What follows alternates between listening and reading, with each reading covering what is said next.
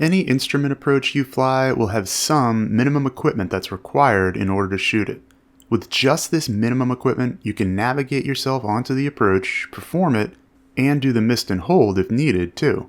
For most approaches, there are additional ways of performing them if you have some extra equipment, but all approaches can be done with just the baseline minimum equipment. Let's see how we'd manage this approach, the ILS or localizer, into runway 24 at Hickory, North Carolina with only the bare minimum equipment. Have a look at the approach plate header, as well as the plan view, and let's familiarize ourselves with all the ways we might shoot this. In real-world IFR, many approaches will start away from any published segment and be done under radar contact with ATC. They'll assign us vectors to intercept the final approach course, at which point we could perform the approach. If the approach designers intended for a vectored approach to be required, they'd have included a note saying radar required on the plan view, or at least identified some fixes which ATC should call out to us by putting the word radar next to them. We don't see any of this on the plate, so we should be able to shoot this approach even if we're not in radar contact with ATC. Let's start looking at the initial approach fixes to see what equipment is needed to navigate to those. First is TAWBA, which says LOM. This means Locator Outer Marker.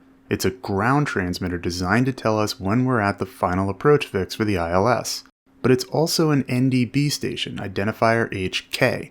If we have ADF on board, we can navigate direct to the station, turn outbound along the approach course, then perform the procedure turn and intercept the localizer inbound.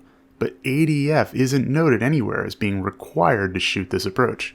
Of course, if we didn't have a working ADF on board, who does these days, we could navigate to the station using an IFR GPS or other suitable RNAV system. But GPS isn't called out as a required piece of equipment on this approach. Though somewhat rare, you will see on some ground-based approaches like this ILS the requirement to have GPS, even if it's just for certain procedure entries or portions of the approach. But on this one, it's a pure ILS, no GPS needed whatsoever. But this means that we can't navigate to TAWBA. It also means we can't navigate to the other initial approach fix, SANFI. There's no ground-based system that can get us from the en route phase of our flight to SANFI. You might be thinking that we could reach SANFI from a ground-based Victor airway and then proceed to the approach, and you'd be right.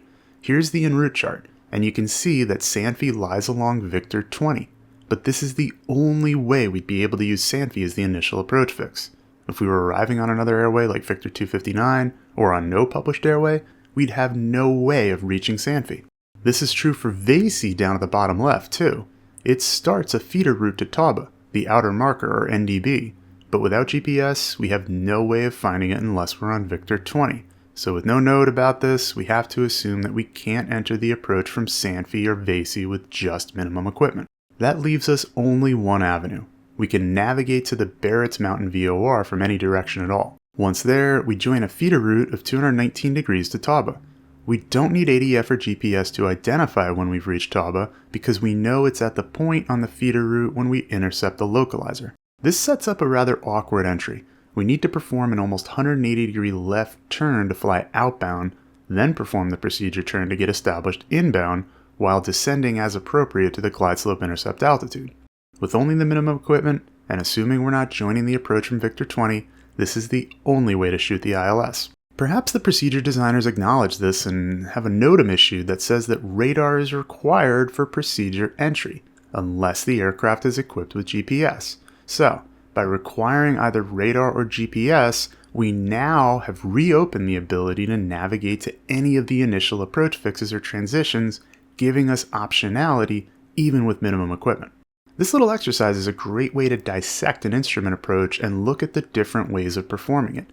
Remember that every approach is designed to be flown with minimum required equipment at least one way, even if extra equipment allows for other avenues. Flight Insight pilots get training insights like this every day learning with our online ground schools. Join them today at the site linked here and in the description.